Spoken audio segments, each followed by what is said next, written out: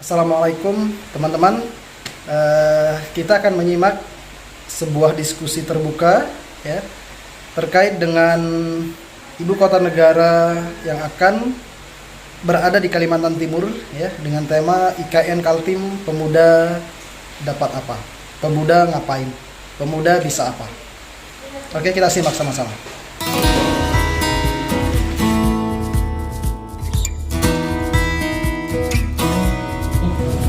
Kepala SDM Kaltim yang kemudian sempat hadir pada malam hari ini bersama kita kawan-kawan.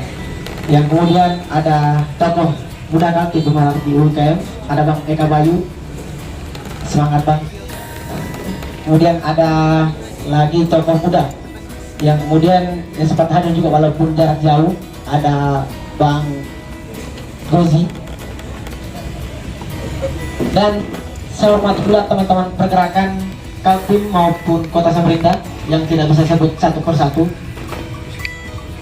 Saya ucapkan terima kasih yang telah hadir pada malam hari ini, malam yang berbahagia.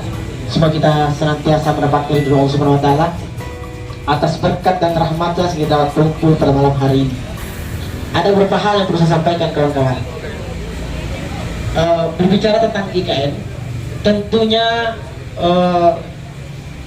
hadirnya IKN ini ada pro dan kontra. Namun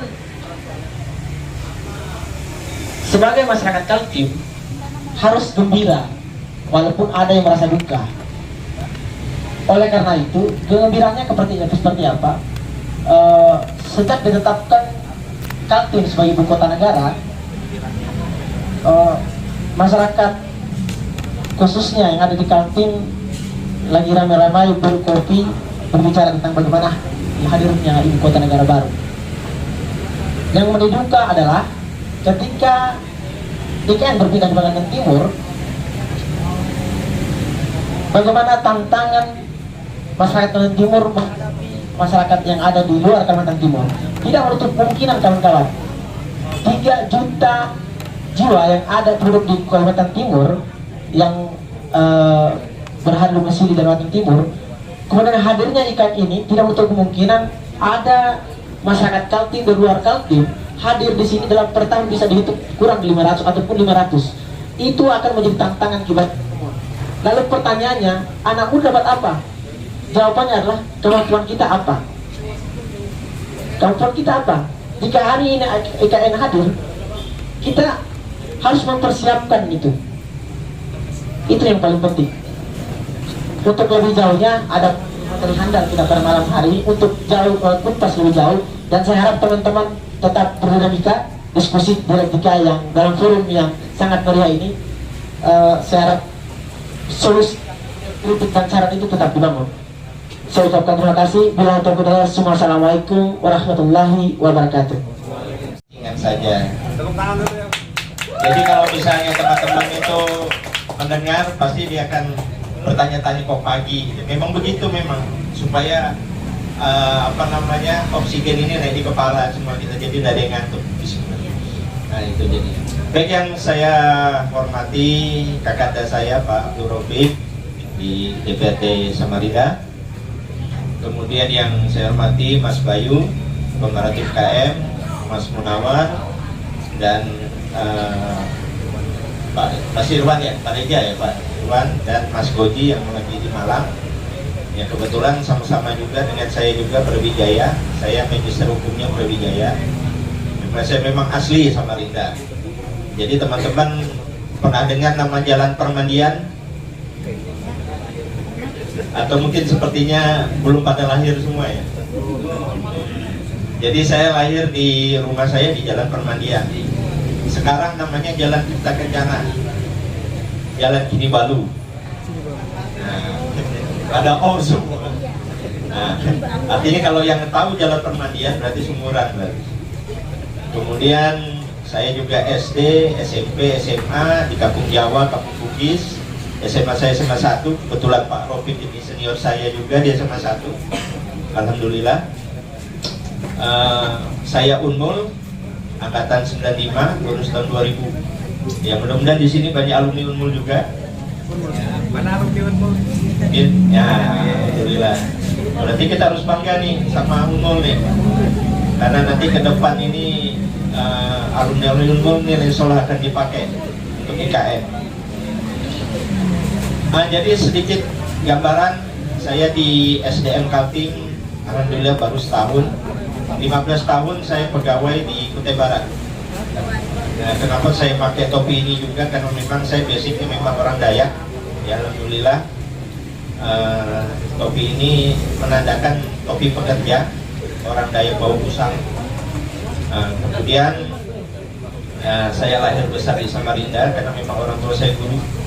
Memang mulai dari SMP sudah perantau dari Kutai Barat ke Samarinda. Teman-teman sekalian, terkait sama IKN, memang lagi viral beberapa saat ini, tidak hanya dari perkataan seseorang yang di sana, tapi juga apa dan bagaimana nanti kita di IKN. Mungkin teman-teman di sini mungkin ada yang sudah pernah ke IKN ke lokasinya? Belum. Sudah tahu tempatnya di mana? Belum.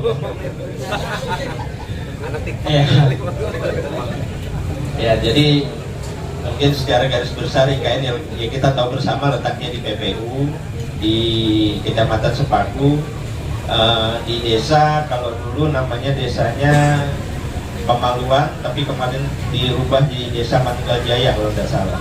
Dan lokasi itu berada di lokasi di HTI-nya ICI Kenangan. Jadi kalau teman-teman mau ke 38, kilometer 38 lebih dekat di situ, sekitar 2 jam baru kita sampai di lokasi, di titik nolnya. Dan memang yang lagi viral ini sekarang bahwa informasi bahwa Pak Presiden berkeinginan untuk berkemah di situ. Nah, ini harus kita syukurin. Pertama, berarti pemerintah pusat memberikan apresiasi penuh dan memberikan simbol positif bahwa IKN yang benar-benar jadi, dan juga undang-undangnya juga sudah diketok. Jadi siapapun presidennya, IKN tetap jalan. Nah, ini yang perlu kita hadapin dan yang harus kita persiapkan bersama dan kompetensi dari kita masing-masing. Yang saya tahu juga nanti ada sekitar 1.500 orang yang akan ke sini, dan mereka semua berusia muda di bawah 40 tahun. Nah, ini yang harus kita persiapkan. Jadi teman-teman yang di sini mudah-mudahan bagi yang lulusan SMA bisa menindaklanjuti skillnya, pelatihan-pelatihan. Kemudian yang kuliah betul-betul memperdalam skillnya masing-masing. Karena nanti di IKN nanti kita tahu bersama 2024 itu targetnya adalah Presiden sudah bisa merayakan 17 Agustus di lokasi IKN. Nah, ini target dari beliau. Artinya proyek infrastruktur di lapangan itu sudah mulai berjalan. Dan kalau kita lihat di lokasi di sana itu jalan-jalan sudah mulai dibuka, dan proses-proses HTI, kemudian proses produksi sudah mulai dikurangi. Dan Samarinda, Balikpapan, Sanga-Sanga, PPU, Pasir itu merupakan zona penyangga dari IKN. Dan itu sangat penting karena kalau kita lihat kalau Jakarta itu seperti Bekasi, Tangerang, kemudian Bogor, nah itulah posisi kita sekarang di sini. Dan memang suatu saat kita akan berkecimpung dan berkaitan erat dengan kegiatan-kegiatan yang ada di IKN, misalnya seperti dokter, karena nanti pasti akan banyak rumah sakit memerlukan dokter. Kemudian tenaga-tenaga teknik bangunan, teknik sipil segala macam pasti akan sangat dibutuhkan di sana. Nah, ini yang harus kita persiapkan bersama-sama. Kemudian lagi kedepannya lagi ya, mudah-mudahan juga teman-teman juga sekalian memang sudah kembali mempersiapkan tadi kompetensinya. Kemudian tadi terkait dengan UMKM, nah ini sebenarnya juga penting juga karena memang pendampingan itu sangat diperlukan.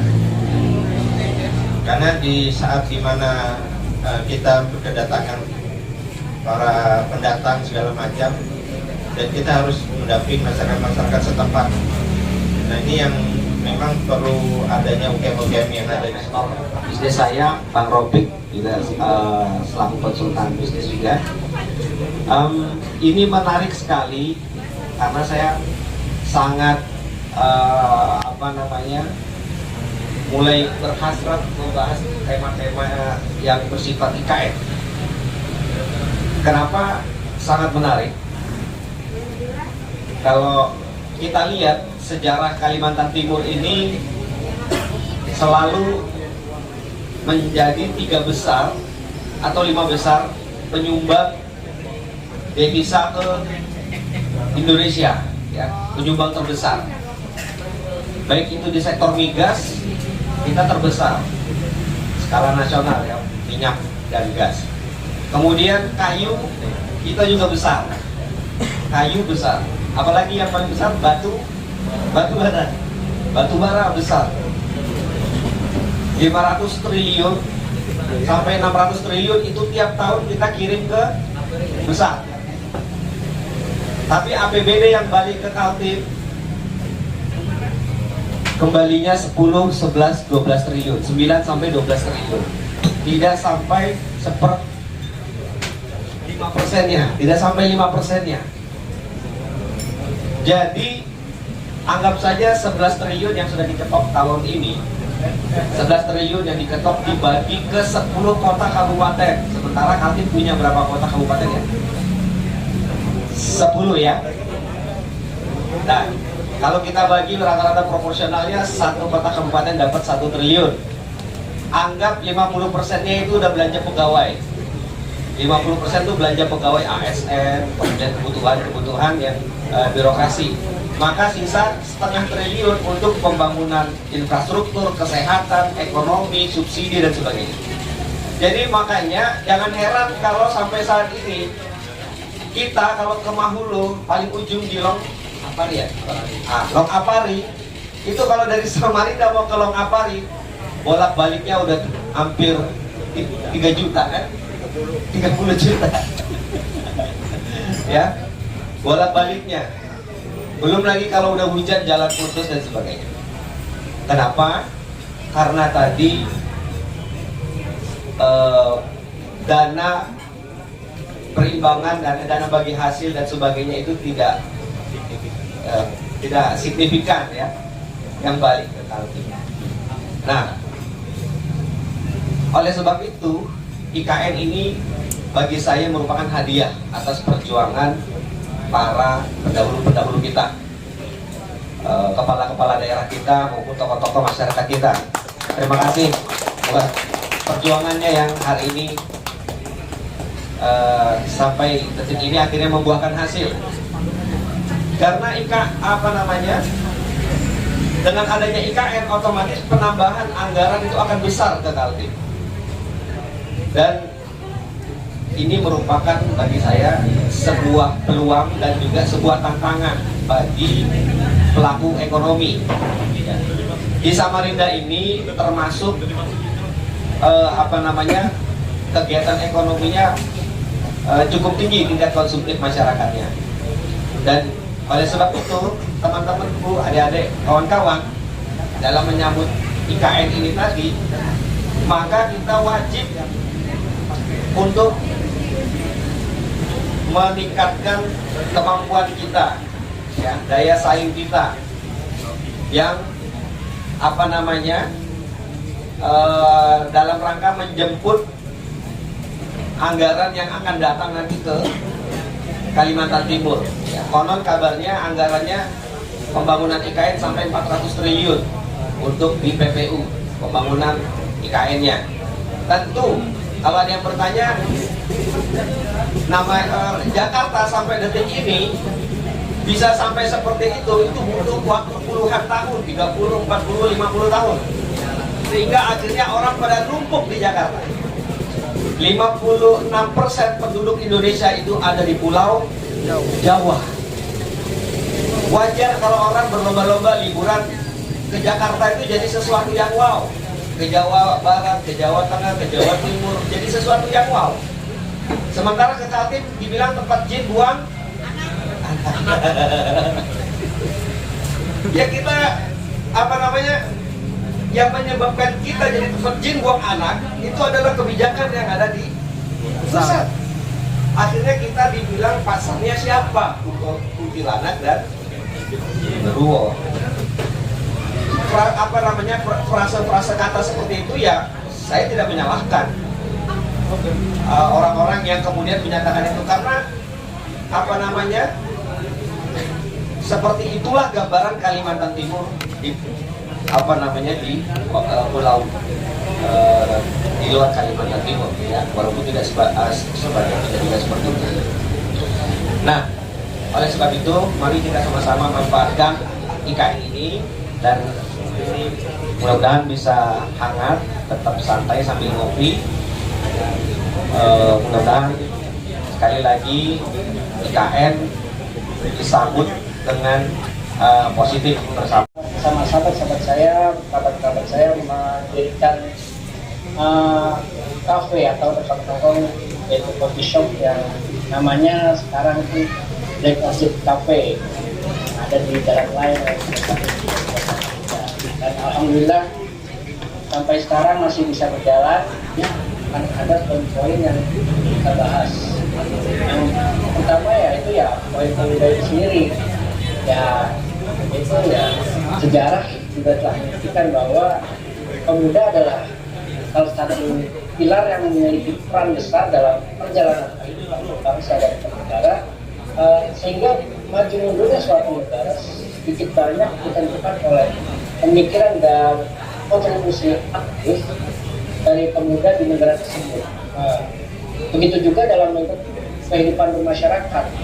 Pemuda itu merupakan satu identitas yang potensial dalam tatanan masyarakat sebagai penerus cita-cita perjuangan bangsa dan bagi pembangunan bangsa. Karena pemuda sebagai harapan bangsa dapat berarti bahwa pemuda ini akan menguasai masa depan. Ya, apa yang harus saya dapat? Jadi pemuda dapat apa? Kalau pemuda dapat apa? Ya, jadi saudara sekalian, keberhasilan itu bukan hadiah Bung, tapi sebuah usaha perjuangan yang kuat.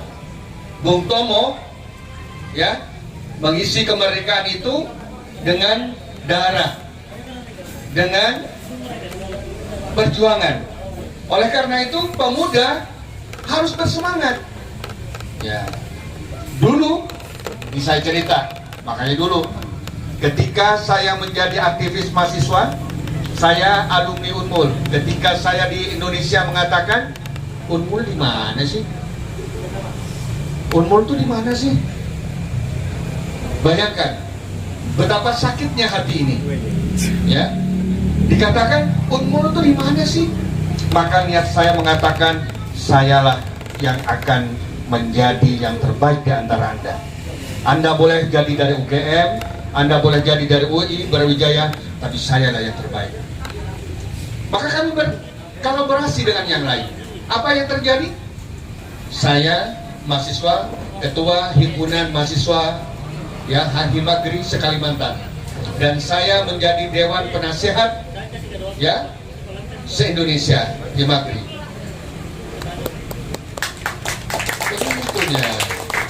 Jadi saya pun juga tidak pernah duduk manis, tapi perjuangan ya. Maka saat itulah Unmul berkibar.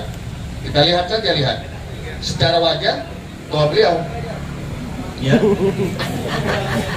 Tapi masih adik saya alumni Unmul, saya juga alumni SMA Negeri 1 Samarinda ya. Kalau dulu mau masuk SMA Negeri 1, kalau ada orang pintar, orang kaya, mongol minggir. Tapi pintar, orang miskin maju. Ada masih. Ya, sudahnya mohon maaf. Ya, ya zaman dulu untuk masuk SMA Negeri 1 ya luar biasa. Begitu juga jadi Unmul. Oleh karena itu saudara sekalian, ya saya seorang dosen dan saya seorang anggota DPR. Ya, apa yang disampaikan oleh Mas Goji tadi benar. Ya, kita nih mau ngisi di mana sih sebenarnya, dan kita harus menyesuaikan diri kita tuh kepada itu. Kalau kita mau jadi presiden, pantaskan diri kita untuk jadi presiden. Kalau kita mau jadi anggota DPR, maka pantaskan diri kita menjadi anggota DPR. Ya, kalau Anda mau jadi kepala dinas BSDM, pantaskan diri Anda menjadi kepala dinas itu. Jangan nemble. Anda boleh ngopi, tapi jangan habiskan kopinya dong. Ya. Tetapi sekali teguh, ada ide-ide cerdas yang harus diberikan, tadi yang disampaikan oleh Mas Goji, inovasi, kreativitas. Ya. Ya, oh iya, saya terima kasih kepada manajemen Black Polsit ya, Mas Goji sama Mas Dava. Mas Dava ini Fakultas Hukum Brawijaya, yang satunya Sospol, karena dia mau jadi anggota DPR katanya. Silakan. Saya mundur mau ke provinsi lah, atau DPR. Jadi saudara sekalian, para pemuda, ketika saya menjadi anggota DPR, saya berusia 30 tahun. Dan saya menjadi pimpinan Komisi 1. Apa yang terjadi? Ketika saya ke Depdagri mengatakan, Pak, kami mau menghadap ke Depdagri. Pejabatnya mengatakan, baik. Menghadap menteri dulu itu susah. Ya Mas, kata kementerian boleh, tolong panggil pimpinannya. Hah? Iya Pak, saya panggil lagi. Akhirnya Pak dia mengatakan 3 kali berturut-turut, Mas, pimpinan DPR-nya, pimpinan komisi silakan masuk, sampaikan pada pimpinannya. Saya sampaikan, Pak, saya pimpinan komisi, nggak bolehkah anak muda menjadi pimpinan komisi? Mereka boleh tua, mereka boleh ini, tapi kecerdasan pintar saya Pak, saya ini dosen. Ya, meskipun baru diangkat dosennya ya, pembualan dicipta. Ya. Kemudian saya pun juga pernah menjadi PLT kepala Purek 1 itu apa? Kepala kemahasiswaan. Jadi saya menghadiri konsorsium se-Indonesia. Ketika saya mengatakan menghadir ke situ, mohon maaf, rektor atau yang mewakili rektor, silakan masuk Mas, kasih tahu. Saya bilang, saya Pak yang mewakili. Dia lihat dari atas sampai ke bawah. Kenapa? Terlalu anak muda. Makanya kalau dengan Bang Benny ini, kalau dia mengatakan kepala dinas, pantas enggak ya? Pantas enggak? Terlalu muda. Karena yang namanya kepala dinas dulu tuh kait-kait. Nah oleh karena itu Bapak, saudara-saudara sekalian, maka pantaskan diri Anda untuk menjadi yang terbaik di Kalimantan Timur ini. Sehingga jangan sampai orang-orang dari luar yang mengisi IKN ini. Sebentar lagi, ya, berapa umur Pak Presiden kita? Berapa umur Pak Gubernur kita? Berapa usia-usia? Udah pada tua. Maka Anda lah, termasuk saya udah tua. Maka Anda lah yang akan mengisi. Oleh karena itu siapkan diri Anda. Ya, siapkan diri Anda dengan kreativitas, inovasi dan lain sebagainya. Makanya saya bangga dengan anak-anak itu, ya anak muda. Saya kemarin dia mau buka kafe. Saya belikan tuh yang di sana, yang namanya kafe itu kayak gitulah. Ternyata dia bilang kekecilan lah, kekecilan. Ini harganya 6 juta, kalau modal 10 juta berarti sudah 25 juta. Dia bilang apa? Besar lah dikit. Karena kita ini untuk meraih sukses besar, maka harus punya kemampuan besar dan modal besar.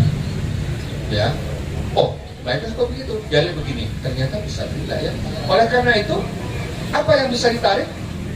Pemikiran Anda harus besar.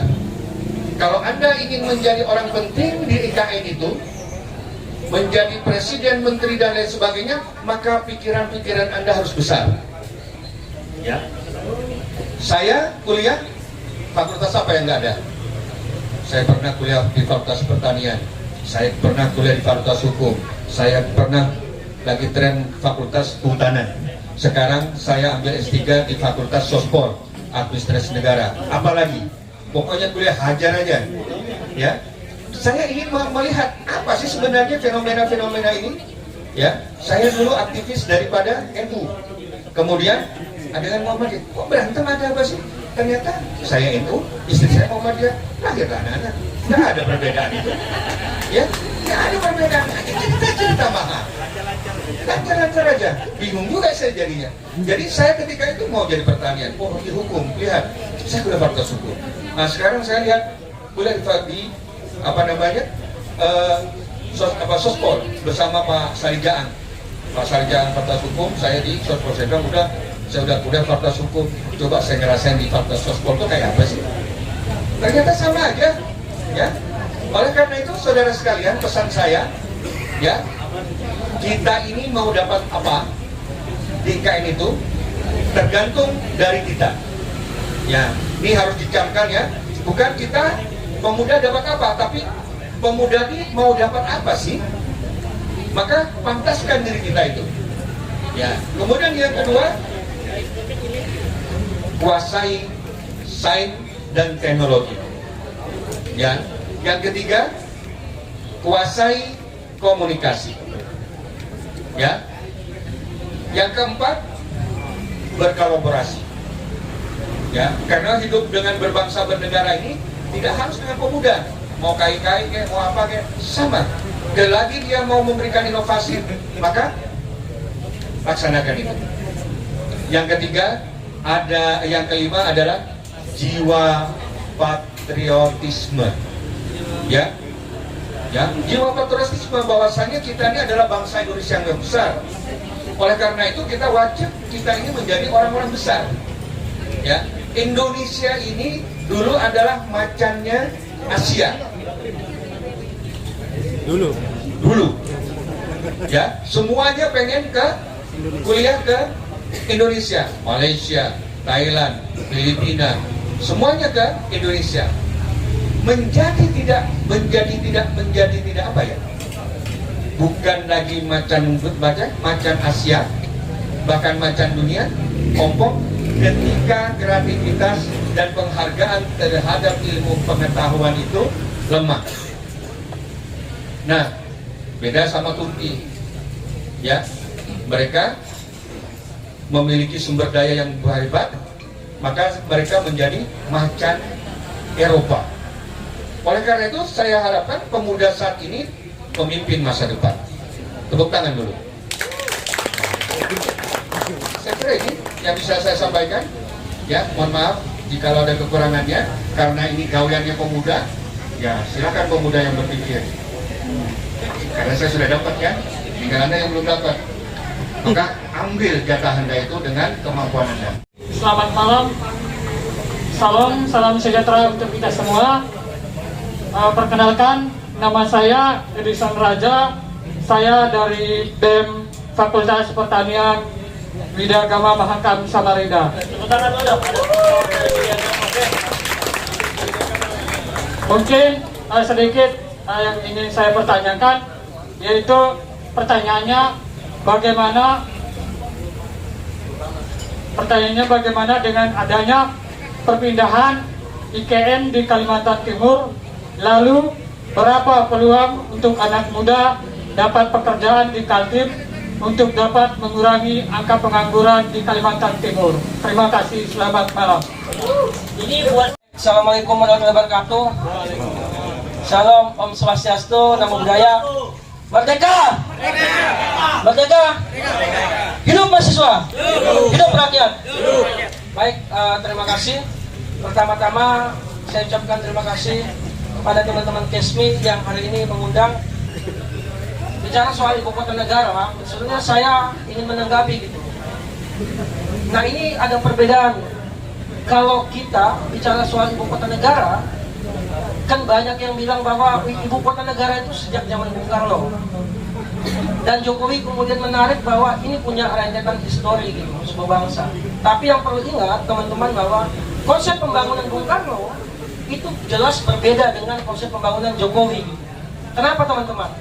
Karena Jokowi membangun bangsa itu punya dasar. Pertama adalah Pancasila. Yang kedua, dia membangun bangsa, khususnya ibu kota negara, punya konsep Trisakti, yaitu bagaimana berdaulat secara politik, berdikari secara ekonomi, yang ketiga adalah berkepribadian secara budaya. Nah, Bung Karno alasannya memindahkan ibu kota negara saat itu karena bukan cuma Kalimantan, tapi Sumatera. Bung Karno memilih Kalimantan karena Kalimantan adalah yang menjadi daerah yang paling aman dari bencana alam. Bagaimana posisi mahasiswa? Posisi mahasiswa kalau yang disampaikan oleh dari Universitas Brawijaya yang juga tokoh muda, kupikir jelas berbeda. Mahasiswa itu posisinya adalah mengkritik itu, mengawal bagaimana kebijakan itu punya dampak yang baik, dampak yang positif bagi warga Kalimantan Timur. Posisi misalkan disampaikan soal sejarah, mahasiswa punya daya kritis untuk bagaimana kemudian melawan kolonialisme, untuk kemudian bagaimana membangun dan Mas Ricardo sebagai ketua pergerakan mahasiswa Samarinda ya. Ya pertama-tama saya ucapkan yaitu tadi memang peluangnya mahasiswa atau pemuda di Samarinda itu saya pikir kita harus optimis gitu. Kita jangan pesimis.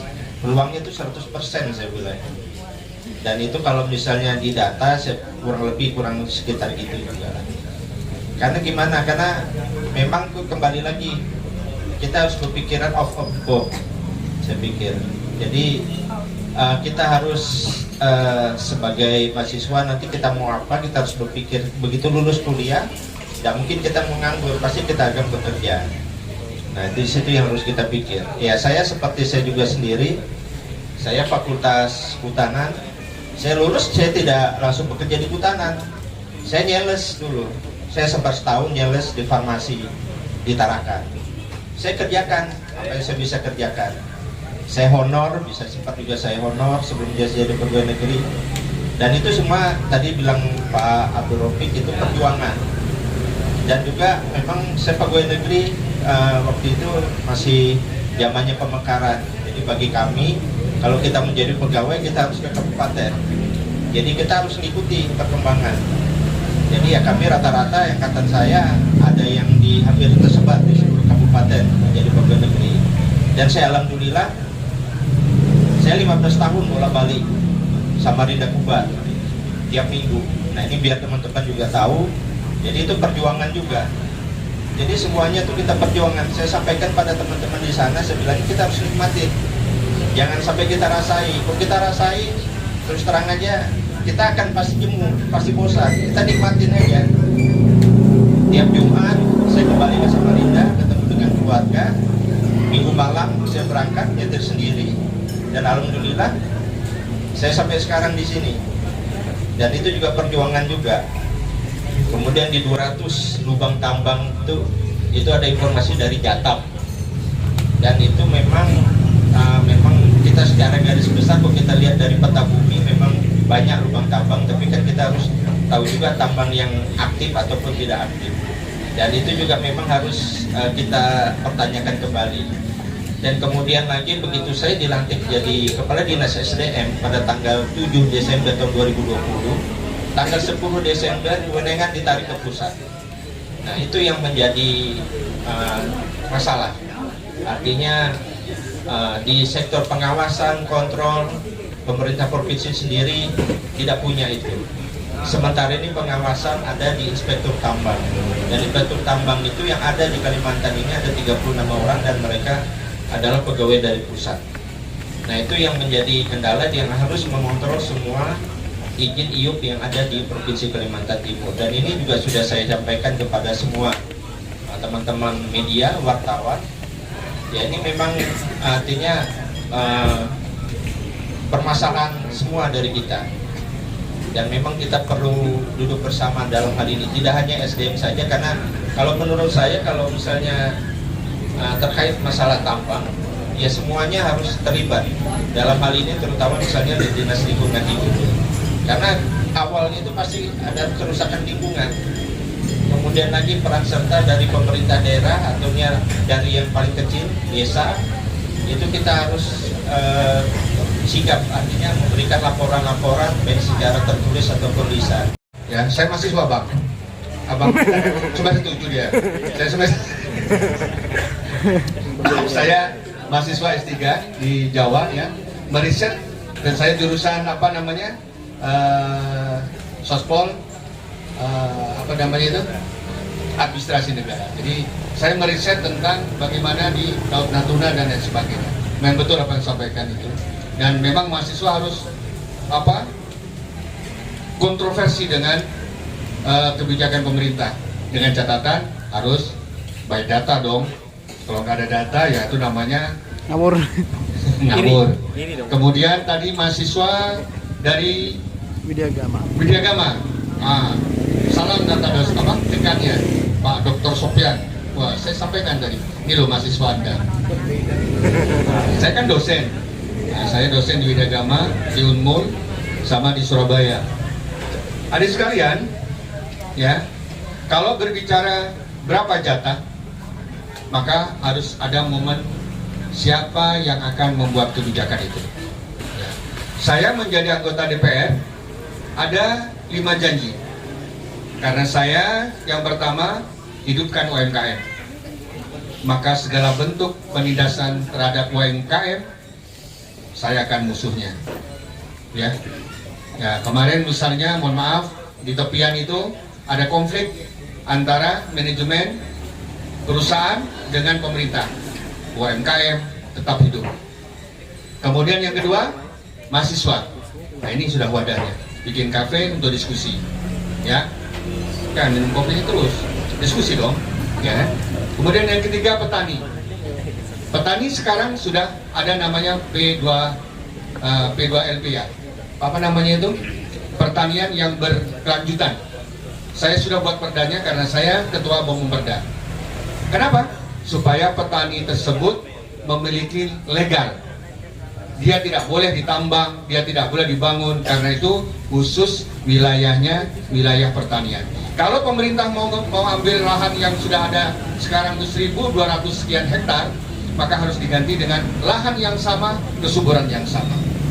Kemudian pemuda dan olahraga, ya, makanya saya menjadi pembina olahraga. Ya, saya kemarin buat futsal sama teman-teman sana itu, termasuk saya Dewan Penasehat Voli Antar Kampung se-Samarinda. Jadi kalau Anda menginginkan itu, ya, berapa jatahnya? Pilih saya nanti di provinsi. Maka saya akan tetapkan gubernur untuk jatah INKN ini. Kalau mau bekerja harus produk-produk lokal, dan itu bisa diperdakan, kawan. Ya, bisa dia buat aturan. Kenapa? Karena perda ini di bawah sedikit undang-undang.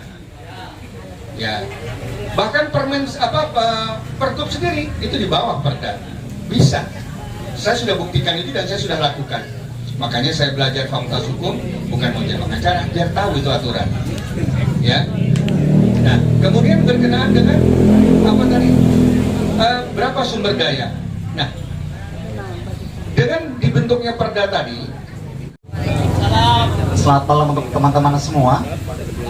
Merdeka! Merdeka! Merdeka! Merdeka! Pancasila!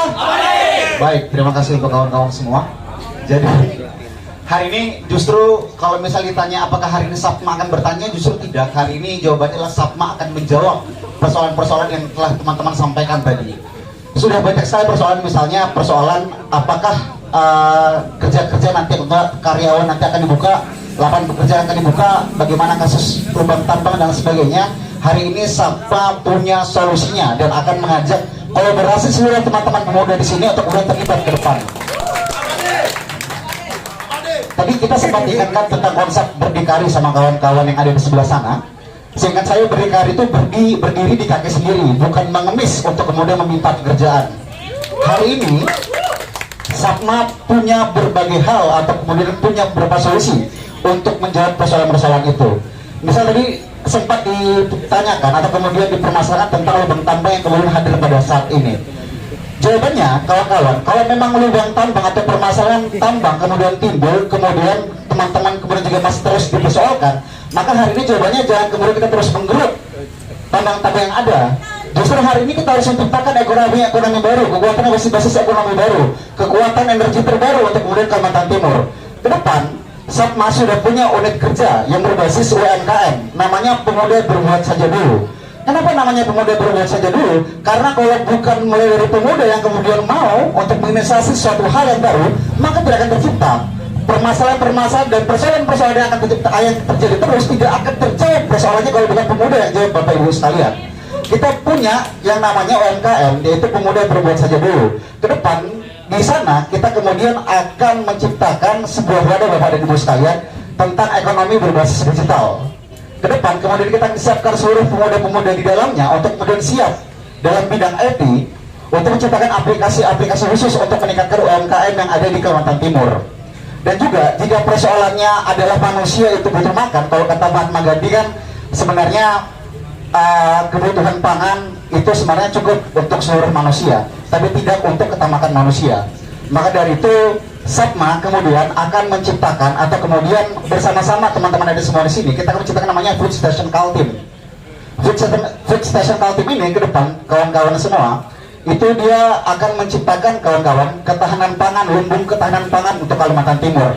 Kita sudah bekerja sama dengan seluruh kelompok-kelompok tani yang ada di Kalimantan Timur, mulai dari Samarinda, Balikpapan, Kutai Kartanegara, dan Bontang, kemudian kita ada kerjasama menciptakan ketahanan pangan melalui Kalimantan Timur itu sendiri. Dan tidak lagi ke depan pangan-pangan atau kemudian kebutuhan-kebutuhan pangan kita ke depan itu berasal dari Jawa, dari Sulawesi, tidak, tapi kemudian Kaltim harus punya ketahanan pangannya sendiri. Ke depan kita menciptakan Food Station Kaltim itu karena kita sudah bekerja sama dengan kelompok-kelompok tani. Dan juga Bapak dan Ibu sekalian, untuk menjawab persoalan-persoalan itu, kami berkomitmen mulai dari sekarang ke depan, kami akan mengundang Bapak dan Ibu sekalian untuk kemudian terlibat dalam debat publik Pancakawal Nusantara, di mana kami akan menghadirkan 10 kepala daerah kabupaten kota yang ada di Kalimantan Timur, mengundang seluruh anggota dewan kota, provinsi, sampai dengan DPR RI yang kemudian berada pada jajaran Kalimantan Timur untuk kemudian berdiri DPR RI. Itu ke depan. Di Pancakawal Nusantara ini Bapak dan Ibu sekalian, di sini berbagai macam persoalan yang tadi kawan-kawan sebutkan itu akan dijawab dan akan kita jadikan satu framing. Kita kemudian akan menjadi satu pikiran bagaimana kemudian bisa menciptakan Kalimantan Timur yang sejahtera tanpa mengemis untuk kita pekerjaan ke depannya. Mungkin bisa ditambahkan sama ketua saya, Ketua Bang Ahmad. Sebelumnya yang saya hormati Bung Rofik ya, saya panggil Bung karena di sama kita panggil Bung Beni, Pak Gadis, adalah siswa pelajar mahasiswa yang dilahirkan oleh pemuda Pancasila, makanya ada loreng sedikit. Tapi SAPMA itu adalah punya otonomi sendiri, punya ADT sendiri, jadi jatuhnya dia OKP.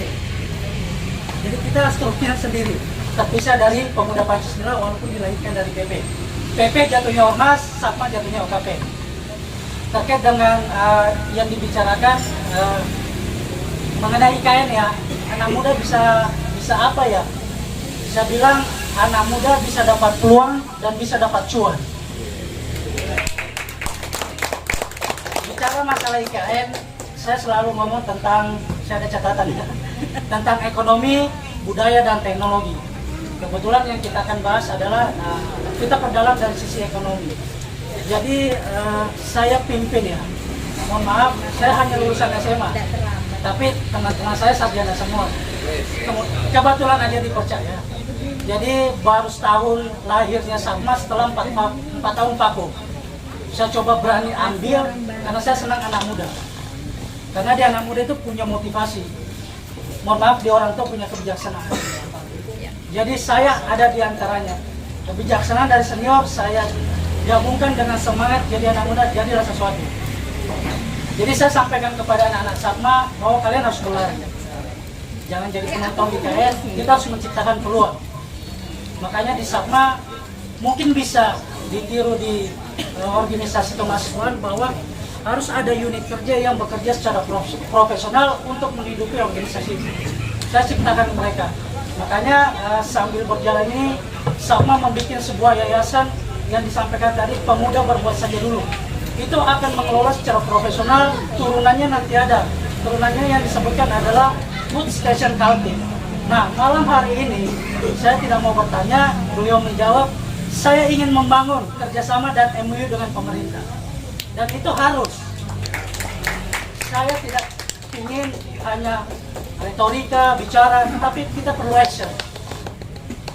Terkait dengan peluang-peluang yang disampaikan Bung dari Budi Agama ya, menanyakan tentang peluang kerja. Kita harus balik, kita yang menciptakan peluang kerja. Karena di KN itu 1001 peluang yang akan kita ciptakan. Yang kedua masalah lubang tambang. Kita nggak usah bicara masalah yang lubang sekian. Yang perlu saya tekankan, SAPMA siap berkolaborasi membangun ekonomi serta membangun ekonomi terbaru. Contoh yang bisa kita kerjasamakan dan mohon izin dengan Pak Kadis, mungkin nanti kita akan soal terkait dengan lubang tambang itu bisa dijadikan tempat rekreasi seperti yang digarap di Desa Batok, Kabupaten Kutai Kartanegara. Lubang tambang itu disulap, dikasih gazebo, dikasih kolam pemancingan, itu bisa menghasilkan ekonomi buat masyarakat sekitar. Nah, bagaimana yang saya ingin kolaborasikan, pemuda dikasih peluang dan dikasih kepercayaan untuk mengelola itu. Sebelum menanamkan sikap optimis, menurut saya ada beberapa hal yang perlu kita pertimbangkan. Yang pertama, begini, mungkin perkenalkan dulu sebelumnya, saya Wahyu Bung Saputra dari Pertanian Unmul, dari teman-teman pertanian sebelumnya dari Pertanian Widyagama. Saya dari Universitas Pulau Warman. Jadi menurut data kan, pemindahan ibu kota negara ini akan memakan lahan yang jumlahnya 56 ribuan lebih hektar untuk lahan yang kemudian dijadikan sebagai wilayah pemindahan ibu kota negara. Kemudian ada juga isu yang kemudian menambahkan perluasan wilayah hingga 180 ribu hektar. Nah, mungkin kalau misalnya kita melihat data sekarang, jumlah keseluruhan lahan yang ada di Kalimantan Timur sekitar 12 juta lebih hektar untuk luas daratan. Kemudian kalau misalnya dibagi-bagi antara luas, kalau misalnya tadi kita lihat bagaimana kemudian kalau misalnya ibu kota negara tadi sudah dipetakan untuk lahan-lahannya. Untuk lahan pertanian sendiri itu sekitar belum ada lahan pertanian yang kemudian dialokasikan khusus untuk pemindahan ibu kota negara. Bagaimana kemudian saya sebagai mahasiswa pertanian ini ke depan bisa menyiapkan diri sebagai tenaga kerja untuk di pemindahan ibu kota itu sendiri. Yang sampai kemudian kita sebagai anak pertanian yang dikatakan tadi oleh Ketua Sapma, salam hormat juga Bang Artong. Tadi katakan jangan sampai kemudian mahasiswa pertanian nantinya akan bekerja di luar daripada disiplin ilmunya sebagai anak pertanian. Nah, tadinya jangan sampai saya juga anak pertanian nanti yang akan bekerja sebagai budak-budak oligarki tadi. Karena kan dalam proyek IKN nanti kan sudah ada diskusi juga oleh Pak Erlangga Sucipto sama kalau tidak salah orang terkaya di dunia itu Bill Gates. Nah, itu kan ada kabar-kabarnya pemindahan IKN ini akan menanamkan investor-investor asing. Nah, tentunya akan menimbulkan persaingan-persaingan luar biasa antara tenaga kerja akademisi terutama bagi mahasiswa itu sendiri. Mungkin seperti itu. Bagaimana sih kemudian posisi kita sebagai anak pertanian kalau misalnya daripada sumber daya manusia agar memiliki kualitas dan berdaya saing. Nah, sejauh ini indeks pembangunan manusia yang ada di Samarinda, khususnya Kalimantan Timur, patut kita syukuri bahwasanya ada kenaikan, tapi itu tidak besar. Bagaimana kemudian realisasi dari Bapak Dewan mungkin bisa memaparkan sedikit daripada konsep bagaimana kemudian menunjang daripada kualitas sumber daya manusia baik dari tingkat SD, SMP mungkin kan, ataupun SMA. Tapi kalau misal SMA itu kan masuk di wilayah.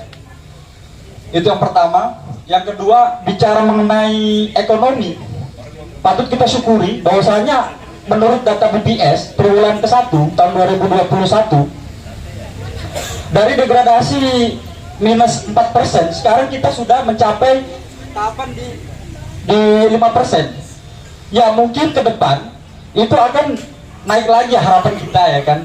Akan tetapi ketika kita meninjau daripada UMKM yang kemudian hadir khususnya di Samarinda dan Kalimantan Timur, banyak kemudian karya maupun inovasi yang tidak bisa dinaungi baik dari pemerintahan maupun dari lembaga-lembaga LSM.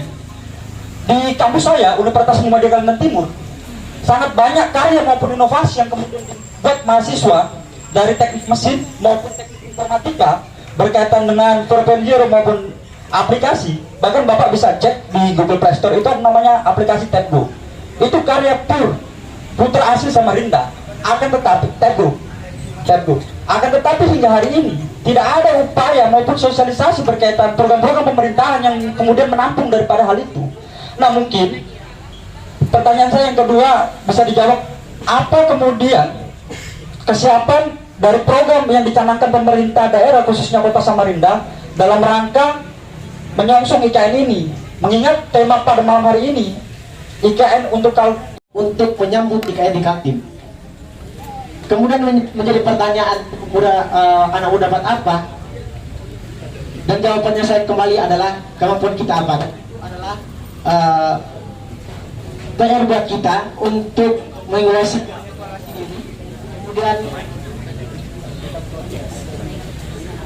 kemudian tentu para pemerhati pemuda dan mahasiswa khususnya di pemerintahan, bagaimana pemuda-pemuda ini dapat berkolaborasi, berkreatif dan inovatif untuk menyambut GKN di Kaltim. Mungkin itu saja.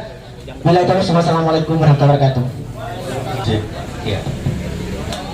Terima kasih kesempatannya dan daripada teman-teman yang tadi memberikan tanggapan diskusi sangat hangat dan panas, dan pada malam hari ini kesempatan yang berbahagia kita semua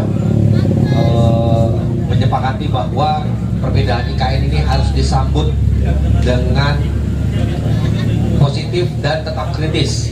Itu adalah key dari poin dari diskusi kita pada malam hari ini.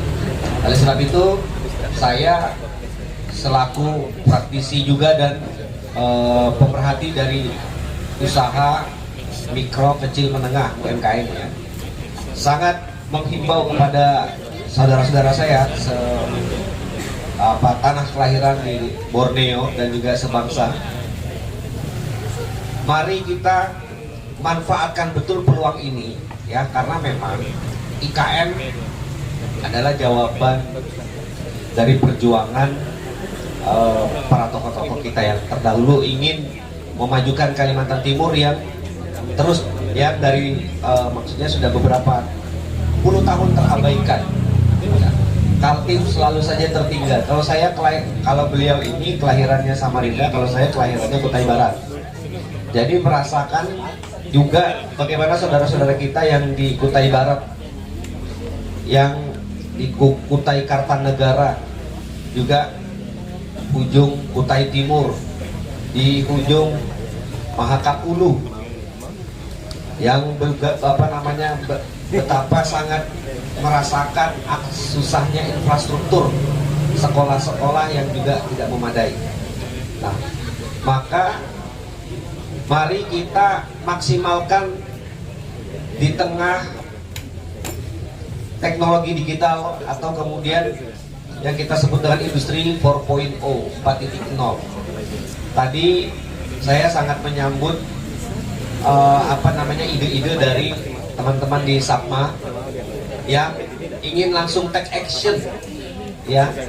Ini yang sebenarnya juga mindset yang tadi disampaikan oleh teman-teman SAPMA itu harapannya bisa ke depan bisa menyebar ke seluruh anak-anak muda Samarinda ya. Menyambut dan langsung take action, karena take action ini yang paling sulit. Saya benar ya, kalau UMKM itu namanya usaha, kalau nggak take action nggak bisa. Begitu ada ide, sambar. Begitu ada kesempatan uang, sambar. Masalah nanti berhasil atau enggak, kita sudah melakukannya. Sudah melakukannya. Oleh sebab itu saya sangat mengapresiasi dan juga dari kawan-kawan yang lainnya tadi. Mari kita manfaatkan sekali peluang ini. Tentu saja ada sisi-sisi yang memang harus dikawal dari pembangunan IKN ini, baik itu dari sisi lingkungan dan sebagainya, sosiologi dan sebagainya, itu tetap harus dikawal dan tetap kritis sebagaimana tadi rekan-rekan dari GMNI tadi menyampaikan. Dan itu tugasnya mahasiswa dan tugasnya masyarakat pula. Mahasiswa sebagai agen atau anasir perubahannya memberikan pendidikan politik kepada masyarakat, dan juga abang saya Bang Rofik selaku anggota dari legislatif dan juga kemudian perwakilan dari masyarakat juga bersama-sama mengawal pembangunan IKN ini yang sudah diketok palu oleh Presiden kita Bapak Jokowi. Nah, demikian kurang lebihnya, saya mohon maaf. Saya siap memediasi. Kalau perlu kita buat MOU. Saya setuju sekali sama pendapat dari teman-teman. Jadi memfasilitasi teman-teman yang belum mendapat pekerjaan. Dan untuk kita ketahui bersama, dana CSR itu itu hanya kecil aja sebenarnya, Rp1.000 per ton. Tapi kalau di tahun 2021 itu ada jatah kuotanya untuk Kalimantan Timur itu 77,5 juta ton. Ya, dikalikan aja. Nah, itu jadi bisa berapa duit yang bisa kita pakai dari situ. Dan terus terang aja, saya alhamdulillah setahun ini udah keliling mulai dari Brokol, Ideko sampai ke GBU di Kutai Barat, dan mereka menyambut baik. Artinya siap menggandeng UMKM setempat. Dan ini peluang sebenarnya untuk itu. Dan saya siap memediasi teman-teman sekalian jika memang berkenan, yang penting serius. Nah, jadi kayak seperti MHU, Insani, kemudian yang terdekat di seputaran Samarinda misalnya, seperti apa namanya tuh yang di Beduri, BBE, dan mereka sangat antusias juga. Dan mereka bahkan kalau boleh dibilang bingung mau dimanakan dana CSR ini gitu. Nah, jadi ini sebenarnya gayung bersambut sebenarnya. Saya ambil contoh di daerah Luajanan, mungkin teman pernah dengar namanya Desa Sungai Payang. Itu masyarakatnya masyarakat Dayak Tunjung. Dayak Tunjung, dan boleh dibilang cukup terbelakang di sana. Dan mereka terus terang aja UMKM mereka, asal teman-teman tahu sekalian, sebulan itu 2M. Awalnya tuh hanya dapat bantuan 1 truk saja dari APB, dan sekarang berkembang menjadi ada 13 usaha yang dikembangkan, 8 yang aktif. Kemudian lagi saya ambil contoh seperti Kembang Janggut. Kembang Janggut itu awalnya dibantu dari Bayan Group, itu hanya modal sedikit, sekarang dia sebulan menghasilkan kurang lebih 500 juta. Kemudian lagi belum lagi yang teman-teman di Batua, itu di Kutai Energi dari grupnya Toba Group, dan mereka sangat menyambut baik.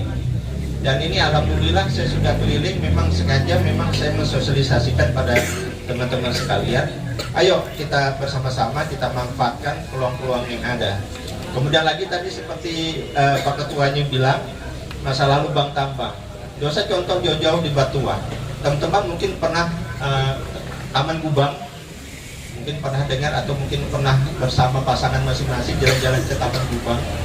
Itu di daerah Desa Luawulung, Tegarung seberang. Kalau kita mau makan angpen di Luar Tugu tuh, makan martabak Arab, nah kita nyebrangnya itu pasti ada tempat wisata namanya Taman Gubang. Itu lubang tambang, itu dimanfaatkan, dan itu alhamdulillah dari dana pribadi mereka pakai, bukan dari dana dari CSR, dana pribadi. Saya lupa namanya bapaknya, itu saya sudah komunikasi, dan itu dia lubang tambang. Kebetulan saya 98 KKN di sana, di Desa Lawalulung, dan hampir tenggelam waktu itu di danau itu belum diapa-apain. Nah sekarang dipakai untuk jadi tempat wisata kapal, wisata apa, makanya seperti Taman Gubang, Taman Perahu.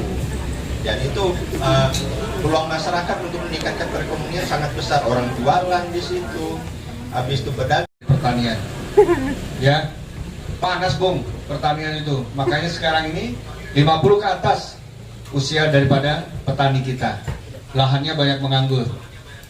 Sarjana pertanian lebih banyak jadi diperbankan.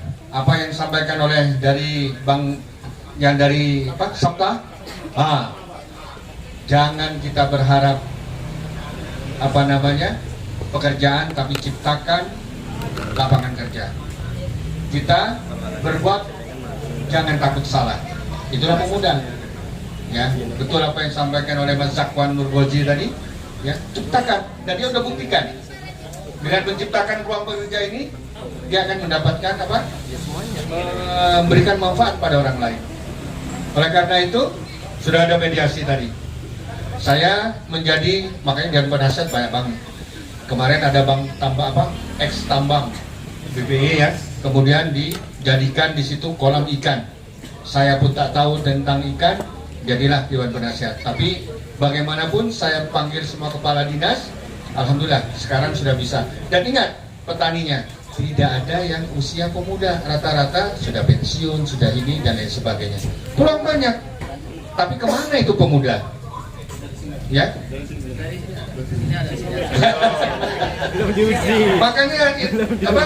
Kemudian yang kedua tadi Tentang teknologi dan lain sebagainya, itu tidak bisa dibicarakan sini. Besok saya tunggu di ruangan saya di kantor. Kita buktikan benar punya Anda ini bisa disampaikan ke ini, ataukah hanya bergebu-gebu di sini. Ya kalau memang itu bisa, kita sampaikan mediasi dengan Kominfo. Besok saya panggil dengan buat raperda keterbukaan. Saya tunggu Anda. Awas kalau nggak ada. Jangan guring Anda ya, guring. Jadi ini solusi dan harapan saya sebenarnya ini yang pertama dan bukan yang terakhir. Oleh karena itu terus menerus mahasiswa itu bergerak, terus menerus berkolaborasi. Kemudian kita menciptakan peluang, kemudian kita bisa membaca peluang, kemudian kita juga yang akan mengisi peluang itu. Sehingga NKRI ini milik pemuda, IKN itu milik pemuda. Ya, jangan harga mati lah. Nggak ada harganya. Harga hidup. Pemuda yang akan mengisi. Ya, kalau bela negara harga mati NKRI. Tapi kalau dalam mengisi NKRI maka harga hidup. Pemuda lah yang akan mengisi. Ya, harga mati nggak ada lagi. Yang tua-tua silakan berhubungan dengan yang maha kuasa. Maka pemuda lah yang akan menggantikan itu. Hidup pemuda, hidup mahasiswa, hidup pemuda, hidup mahasiswa. Kita rebut NKRI, kita rebut IKN oleh pemuda. Siap? Oke, terima kasih. Assalamualaikum warahmatullahi wabarakatuh dan selamat malam.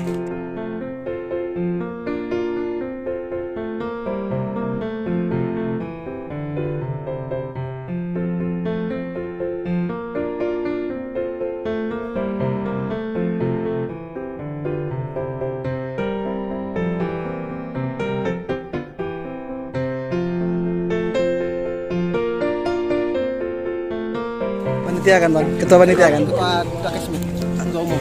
Oke, ini yang menggagas acara ini kan sampean? Siap. Ini baru pertama kali rasanya. Ya, pertama. Apakah akan ada tindak lanjutnya berikutnya? Kapan? Tentunya bahwa ini akan lanjut. Kemudian sebulan kita akan berkeras waktu pada Dinas KSD Kaltim, kemudian DPR Koalisi Pemerintah akan selanjutnya kita akan undang DPR Kaltim karena belum ada DPR Kaltim, dan kemudian bisa jadi Pak Wagub bisa hadir karena ini isu seksi ini akan berlanjut sampai ke tingkat pusat. Oke. Untuk tempat rencananya apa akan di sini terus atau akan pindah-pindah? Untuk tempat jika bersedia di sini kami akan melanjutkan di sini dulu untuk kami koordinasikan dengan Pak Rafiq lagi dulu. Oke, baik. Terima kasih Bang, itu saja. Oke, terima kasih kalau sudah menginisiasi acara seperti ini. Semoga ini akan terus berlanjut seperti itu. Oke, terima kasih. Siap.